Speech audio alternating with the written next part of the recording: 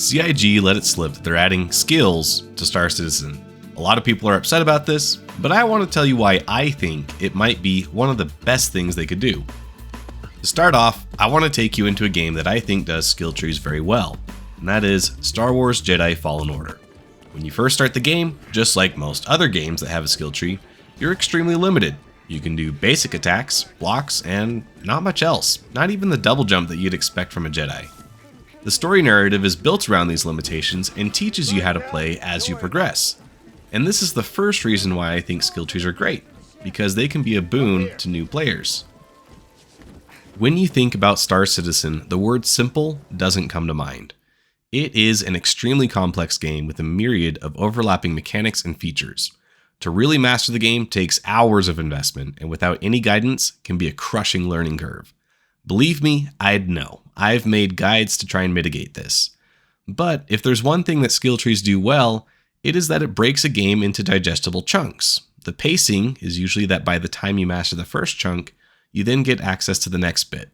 By this pattern, you can get a player from noob to pro without overwhelming them. This keeps the progression manageable from a player perspective and keeps it fun. Now the thing is, once you throw multiplayer into the mix, then you run into a situation where a veteran player could potentially mop the floor with newer players, right? Well, yeah, but that's actually no different than what we already have, and I think this perspective ignores the fact that we do have a story mode coming down the pipeline, and that is Squadron 42. If I were the head of CIG and was making all the decisions regarding this skill tree, I'd be placing the majority of the progression into the framework provided by Squadron 42. Besides being the main source of story-driven content by way of a campaign, just like any other campaign, Squadron 42 will also serve as a tutorial of sorts for new players. Think back to Halo Reach. This was the first Halo game to include assassinations. As a game developer, you want to highlight the new feature and teach players how to do it. So how did they pull it off? Well, see for yourself. When Command wants to know what they're hiding. Elite is yours. Do it quiet.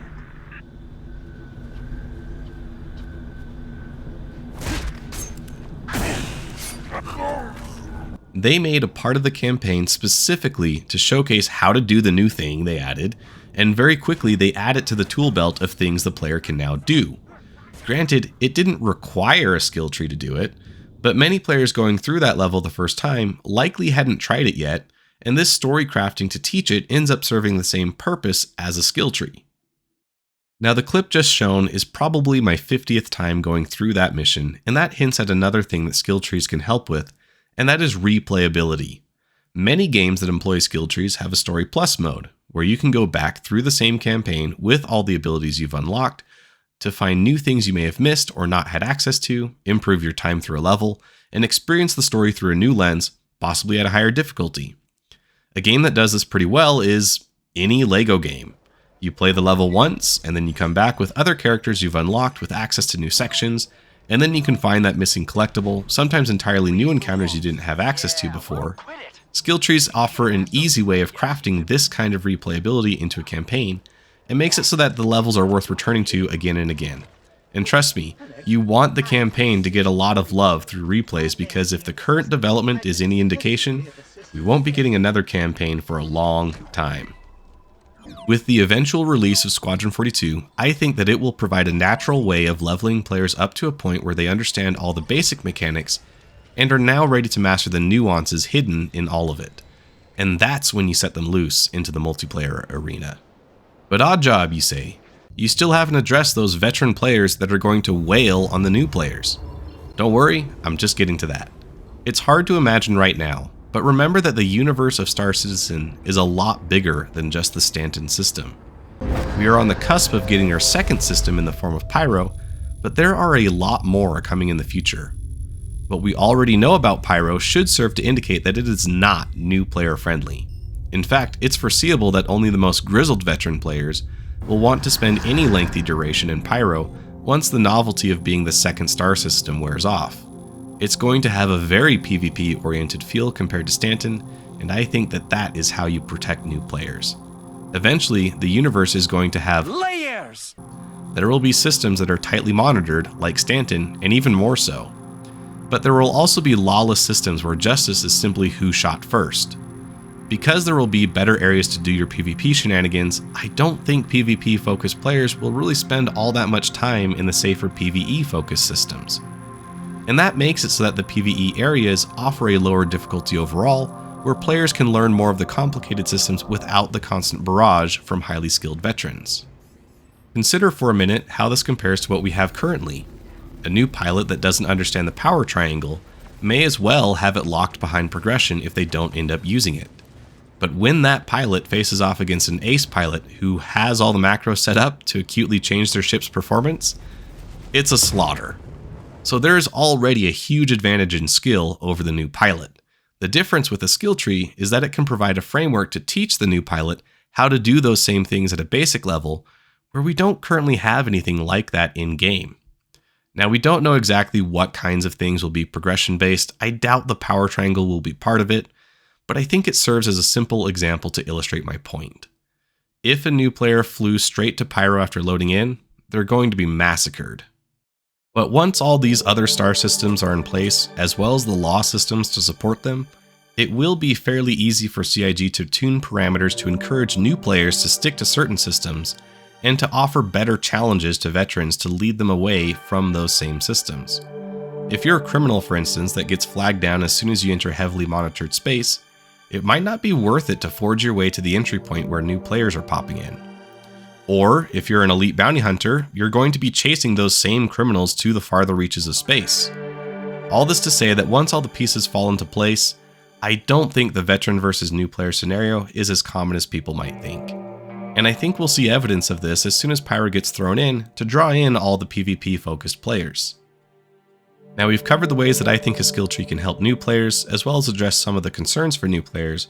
Now I want to talk about the second major way that a skill tree can help Star Citizen, and that is goal setting. Much more than just being a corporate word or something for personal growth, goal setting is built into everything we do as gamers. And there are three main kinds of goals: short, medium, and long-term goals. Star Citizen has plenty of medium and long-term goals in place. A long-term goal might be getting a Carrack like we did as an org. It might also just be getting any of the other ships that exist in Star Citizen. Medium goals might be things like filling up the reputation bar for a certain faction. But what about the short term? That's where Star Citizen struggles a little bit. Finishing a mission, sure, that counts for short term. I'd maybe add that to a micro-term goal category if that's a thing. But where's the activities that take 4 to 5 hours of game time to complete? There's not a ton there yet, but training your character in takedowns might fill that gap. Now, this does come with an immediate caveat. If skill trees take the form of RuneScape skills, we're going to end up with the same kind of idle activity scripts that we all grew up with. But in my opinion, this comes down to tuning the grind so that a player doesn't feel the need for this. When grinds get too steep, then you get players trying to min-max with scripts or repetitive gameplay loops for maximum efficiency. If a grind is too low, then it becomes an annoyance more than anything that has no real impact on gameplay. But when you turn that dial just right, you get a way to challenge players that can enrich the experience by pushing them to try new techniques or tactics to complete missions or approach a fight. Skill trees do initially handicap players by limiting abilities, but consider another way of handicapping players that has been in place almost since the beginning, and I don't think there is any game that shows this better than Call of Duty camo challenges. When you're pursuing a specific camo type, as a player, you're willingly limiting your ability by placing a heavy focus on the kinds of things you do to fulfill the challenge. When you're going for quickscopes, you're probably playing completely differently from what you usually do. Your loadout will reflect this, and so should the satisfaction of completing each tier. In the context of Call of Duty, these camo challenges serve as one of many types of short-term goals players can pursue to keep the gameplay new and exciting. Another fear that players are expressing regarding skill trees is that some players will get a runaway advantage over everyone else because they spec into a specific skill. But I don't think this fear really holds much water when you take a step back. Going back to takedowns, since that is one specific example we have, we've been told that your character might be a bit sloppy. Add it in the beginning. Get it? Sloppy Joes? As you progress, your character will become more proficient at takedowns, and the animations will be smoother, more efficient, and faster overall. So, if it takes 2 seconds for a sloppy takedown, how long will a pro takedown take? 2 milliseconds? Probably not. A max level player might be able to do a takedown in 1.5 seconds instead of 2. And maybe I'm totally off on those numbers as well, but the key here is that these are values that can be adjusted time and time again to balance it. From that perspective, it should be easy to see that the margins can be managed to prevent players from having an oppressive advantage, even if it might be really funny to see someone doing takedowns with the speed of an anime character. But have you realized that we already have skills in the game? Not many people talk about it this way, but the reputation system is serving essentially the same role. It gatekeeps certain activities based on your level of trust with a faction.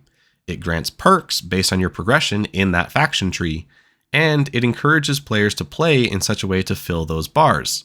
So, from a certain point of view, skill trees are really just an extension of the reputation system we've been enjoying already. So it's my opinion that adding in skill trees could be vital for fleshing out the short-term gameplay within Star Citizen by providing players with things they can work on to vary their time. I don't think the runaway skill gaps will be as bad as some people have suggested. But that's just it, isn't it? This whole video has been purely speculation. And that leads me into my final point. Star Citizen is first and foremost an alpha. A really fun one, but an alpha nonetheless. While skill trees do contradict what we've been told in the past, so does most of the gameplay we now have compared to previous visions. If we go all the way back, we never would have had the PU at all. Just how many times has combat, flight, mining, and cargo changed? Yet, we expect that these will continue to change. And I don't say this to discredit the concern that CIG is going back on their decision. But it's possible they're looking at things like what I've mentioned that now require a larger focus than they did back then. Perhaps now they're seeing that a skill tree could be very beneficial, and maybe what I've outlined here is some of the reasons why. But all along the way, CIG has been adjusting things based on our feedback and have been flexible enough to take our opinions into consideration. So, if they launch a skill tree and it royally screws up, it can and likely would be taken out again. But if I could leave one message here, it would be to not worry so much about what we haven't tried yet. Skills are still a way off, and panicking about their addition before we can even test it doesn't make a ton of sense. So, stay positive, roll with the punches, and give it a chance. CIG will be expecting feedback, and the more constructive we make it, the better off we'll be. But ladies and gentlemen, this is the end of the video. So like, share, comment, and subscribe for more like this. Let me know what you think down below. If you want to learn how to get good at Star Citizen, check out my player guide. And if you want 5% off your order at Monster Tech USA, use code ODDJOB at checkout. But until next time, this is Oddjob Entertainment, signing off.